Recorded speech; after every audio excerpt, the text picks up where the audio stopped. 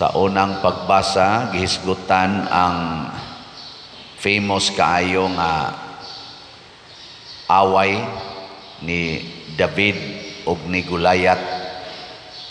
Si David, bata pa, si Goliath, champion sa gubat. Kung kamo pa'y naas sa side ni David, makig-away mo adtong Goliath? Makigpatay mo sa tao nga champion na kaayos pakigpatay nga ikaw bunal ray imong da nga iya espada ug bangkaw nga imo bunal saman sokol ka dili lingay mo to pa dinam sokol ka na dili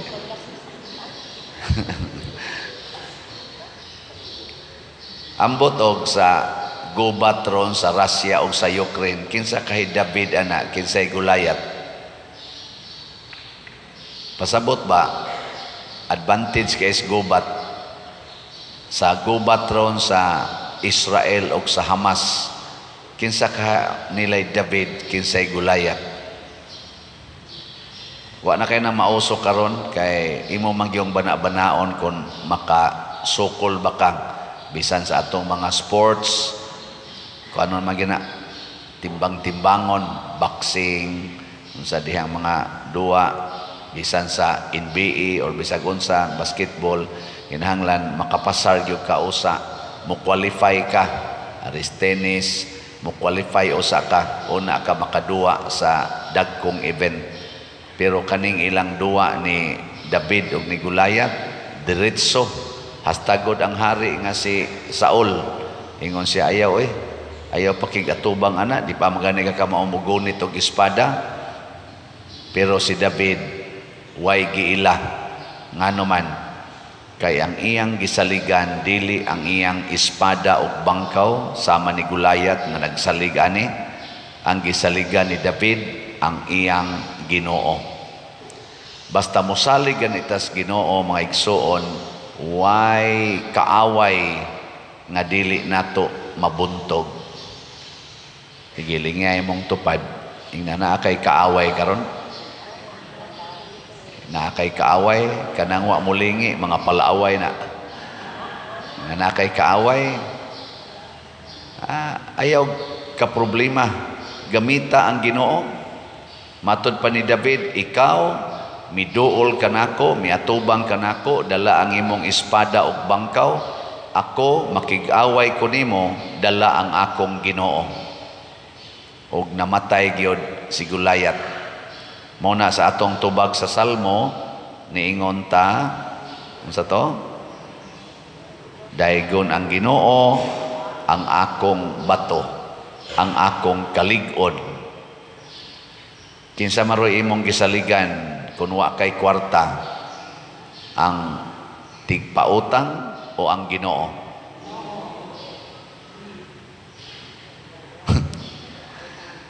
Karon daghan kay nangadtog Santo Niño, doon na jud ka na salay tinuod nga pagsalig sa Ginoo.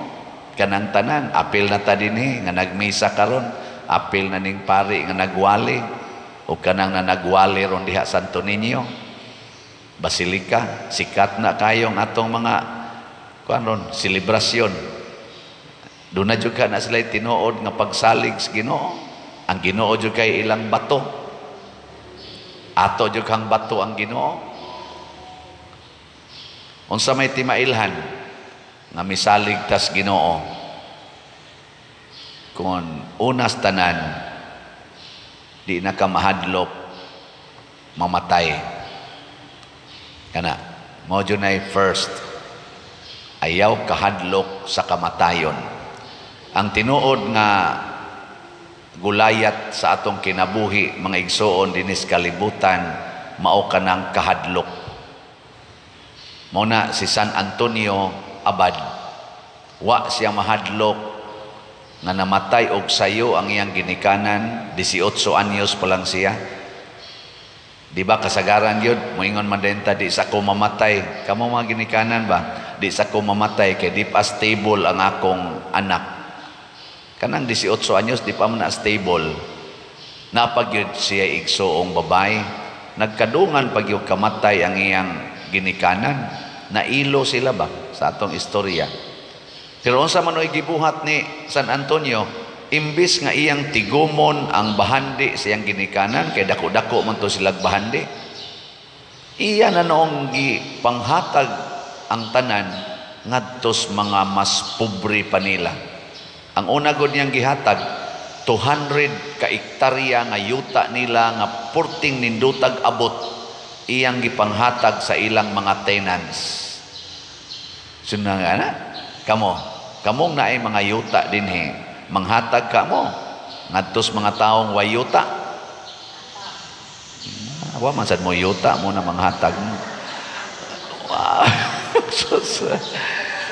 ang gahuna-huna nga muhatag kana sa way yuta. Kita din ay perting mahala na itong pamalit aning mga yuta nga atong ihatag padong sa simbahan. Ato yun ang ihatag, ato yun ang paliton para simbahan. Uy, minus na kayo mga tao nga muhatag. So na ganang 200 ka ektarya, imong ibahin-bahin nga tos mga nagpuyo. Porte magiging problemaha aning atong balaod, aning carp. Siging panghatag ni mga asindero kunuha niya balik rasad ngadto nila, maruan ra man nato kay di ginaihatag ang yuta, magpatay man gani mga managsuon anang usalang kamitros anang yuta kay gibalhin ang utlanan. Kiniha ay wa pa maghuman hangtod karon nga matay nila ang nagkiha. Hangul kay tag yuta, hangul kay tag properties.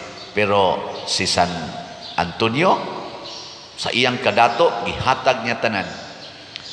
Gibinlan niya jutay ang iyang manghod kay paras kaugmaon sa iyang manghod nga babae. Pagsunod niyang simba, niingon man sad ang gospel nga iyang nabati kanang gospel ni Mateo, ayaw mo kabalaka sa ugma. Do not worry about tomorrow. Look at the birds, look at the flowers, look at the weeds. Wa sila'y kabalaka pero giatiman sila sa Ginoo. Pag uli niya sila, gihurot niya baligya tanan apil ang iyang balay ug ang halin iyang gipanghatag ngadtos labing kabos. Gihurot ginyag hatag ug ang iya dayong kaning kuan, iyang manghod, iyang gipiyal sa mga madre. Ug siya milakaw ngadto sa disyerto nga wa gyud bisan gamay aron magpuyo nga mag-inusara, magampo sa Ginoo. Nya kay gibutang masanas Ginoo sa ni San Pablo ba to kanang iyang letter to the Thessalonians, ningon siya, ang tao nga dili mo trabaho ayaw pakana. Sige siya trabaho, manual work aron siya mabuhi. Nya kay na may sobrang gamay ang iyang kinitaan sa iyang trabaho, pagbugwal sa yuta, ang sobrang gamay ihurot pagid hatag ngadto sa iyang mga silingan aron inig kaugma wa na siya'y gisaligan. Grabe no? Hilinga imong tupad ing namusunod kang San Antonio.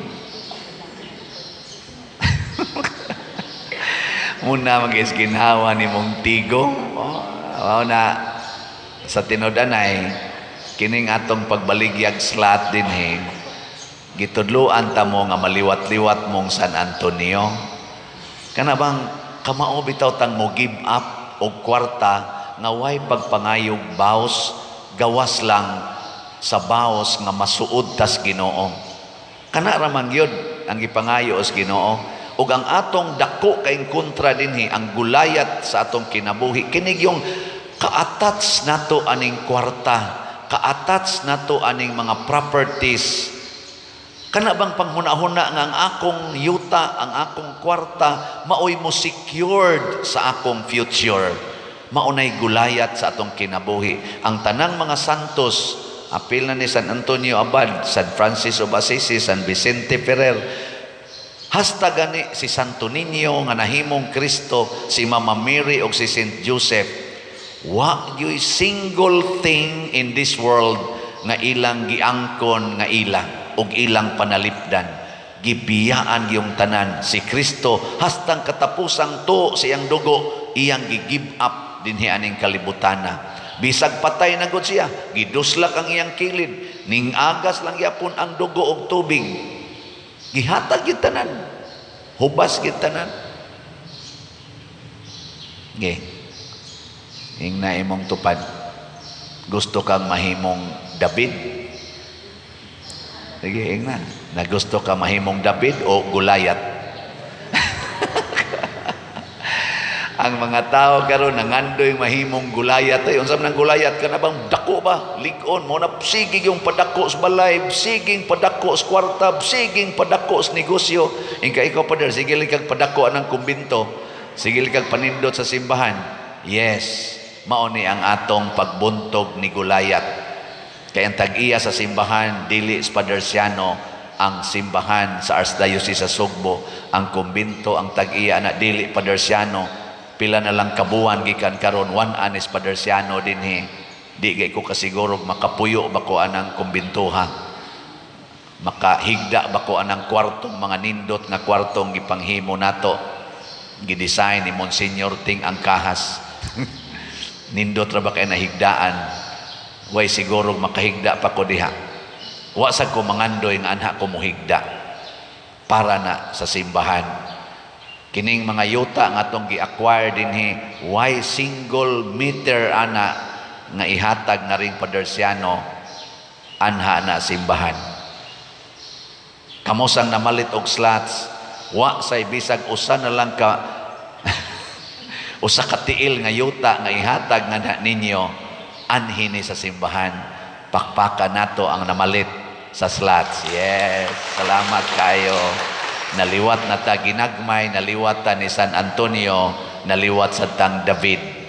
Si David nirisgos iyang kinabuhi alang sa kaluwasan sa mga taga-Israel nga buot ng buntugon sa mga Pilistihanon. Nagkurog na ang mga Israelita kay di sila kabuntog sa mga Pilistihanon tungod adtong Gulayat nga purting liguna. Nagkurog sila hasta ang hari nga si Saul mikurog ng luspad. Sa ato pa ng istorya, miputi ang miputi ang Abil. Pero si David puwa-puwag naong bata, guwapo, sus ano gunag mapatay. Kamo namoy anak guwapo kayo. Saban inyong panalipdan o inyong ipapatay anang buangon kayong tao? Saban? Guwapo kayong anak ba? Wa maliwat ninyo. Saban? Imong ipapatay o dili? Oh, moingon jud ka kaanugon anig mamatay. Pero si David wa maanugon ni sa iyang kinabuhi. Ningon siya, gigamit ko sa Ginoo og kung gamiton ko sa Ginoo ipagamit na ko ang tanan. Muna siya nag-compose anang kanta nga Psalm 23, The Lord is my shepherd, there is nothing I shall want. There is nothing I should fear. Though I walk in the valley of darkness, I fear no evil, for you are at my side. In front of my enemies, you give me repose. Simna nga na, bisag ipalibutan ko sa akong kaaway, imo kong gitagaan o kalinaw. O, di ba? Muna kanang nagsalig silang bahandi, kanang nagsalig silang kwarta, wa na'y kalinaw. Nga naman, nabuntog na silang Gulayat. Gipunggutan na sila gliog ni Gulayat. Pero kanang kusog ay mamalit og slots, way po panagana, kada sweldo mo palit yung slot, mauna sila'y malinawon. Naibagong ni text na ko karon, ingon siya, Father, sakto gyud ang imong giingon na kining pag-give up sa tanan, apil ng garbo, maugay solusyon sa problema. Sa kadugay na namong wa magtagad sa akong asawa, iyan akong gisalikway tungod sa akong sala nga nabuhat. Sige kog paminaw nimo, Father, giangko nako tanan akong sala, wa ko niadto sa akong asawa, gihunong nako akong bisyo, sige kog palit og slot diha nimo, Pader, wa lang kakahibaw ana siya, sige kog hilak tungod sa akong sala, Og niingon ko sa Ginoo, Lord, kung to itugot nimo, pabalika lang ang akong asawa nako. Ako na gid siyang panggaon hangtod ko mamatay. Pero wala na gid siya kasiguro. Wa kuno kaabot og usa ka tuig karon. Few days ago, ni text ang iyang asawa niya nga magkita sila. Nya pagkita nila, way tingugay, ditso kuno sila ginaksanay. Sana all, no? Nindota, no? Nakaingon lagi siya. Okay na gyud kay mi pader niya. Iya pa jud gibutang as tumoy. Unta pader di na ni mausab permanente na unta ning ingon ani. Nya ako di siyang gitiksan. Ikaw ra gyud makadesisyon kung imo ba nang permanentihon o imo ba nang gubon. Balik sa imong sala, guba gid na. Pabilin nga buutan at tubangas Ginoo, magpabilin sad ang kalinaw o kalipay o kahiusan ninyong duha. Nabuntog nila ang gulayat sa garbo nila. Isip banag asawa. Pila ka buok ron atong mga managtiayon nga nagbuwag. Tungod lang anang mga problemang emosyonal, financial, usahay, social problems. No? Luoy kayo. Nabuntog ni gulayat. Salamat sa namalit na tugslats nga nakabuntog sa gulayat sa inyong kinabuhi. Ang atong SBF dag niabot ng atong halin og 7,878 kaslats. Oh, pakpak. Salamat kayo ha. Napa ni 52,122 kaslats nga available, tag 500 pesos per slot. Nya ang ato sang Healing Joy of Santo Niño or HJSN para nis atong umaabot nga Pista Senior dinis atong parokya karong Pebrero 3 na nasa tayhalin nga 3,768 kaslots na apay 16,232 kaslots nga available tag 100 pesos per slot ato sang pakpakan ni. Salamat kayo. Kining atong SBF dag muhatag ni og kalampusan sa atong gitukod nga kumbento. Kinisang atong HJSN muhatag sa ni kalampusan sa atong paghatag o pagpalambo sa pagdebosyon ni Santo Niño ngadto sa atong mga kapilya, apil na sad sa atong mga 5 ka barangay. Kay naatay activity nga pang chapel level, naatay activity para sa barangay level. Di ba? Ginagmay na tong paningkamot nga magkahiusa ta nga ang sentro si Santo Niño. Nya gamitan na tong kwarta.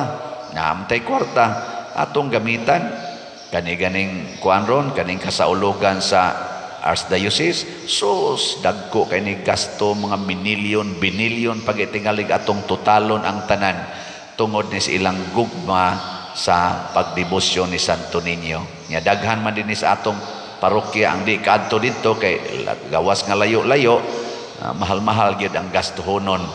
Mo na ato sa dinhing i-translate sa atong kaugalingong version ang gibuhat dito Santo Niño. Bisan lang og tumoy las kumingking mo nang do natay sinolog sa chapel ni atong gihimong contest. Pila sila kaadlaw? 9 days nga magsigi silag sayaw dito sa ilang mga chapels. Nya kanus unsam sa itong buhaton 9 days punta nga mag motorcade. Inig motorcade nato makakita tag lain-laing performances sa 37 ka kapilya. So 37 ka performances ang atong makita libot sa atong parokya kada gabi. Di ba exciting? Kamong mukuyog sa motorcade, makakita mo og 37 more or less ka performances sa sinolog kada gabi for 9 days. Wa man nabuhata dito sa atong basilika ato sa nang version dinhi. No mura mamugwa malipay. Ana ba? Nya inig ka February 3 inig pista na ay street dancing nga mag-contest ang 5 ka barangay 5 ka contingents, parokya raman sa ning ato, 5 lang usa ka contingents, ana, magkuan sila, anis atong prosesyonan, mag street dancing, o niya, naasad sila dihay showdown. Di ba? Nagtangag kini og gagmayng mga premyo. Gagmay lang ba? Ana, no? Ang first prize nato sa chapel kay pila to? 30,000. Nya ang diri sa ato sa barangay, ginagmay lang gud 50,000 lang. Di ba? Mo na si atong mga ginagmayng prizes kay ginagmay raman sa ning ato pero mudako kaayo ang atong debosyon ni Santo Niño o munindot pagyud ang atong panaghiusa isip usa ka parokya, isip usa ka kapilya, isip usa ka barangay. Di ba?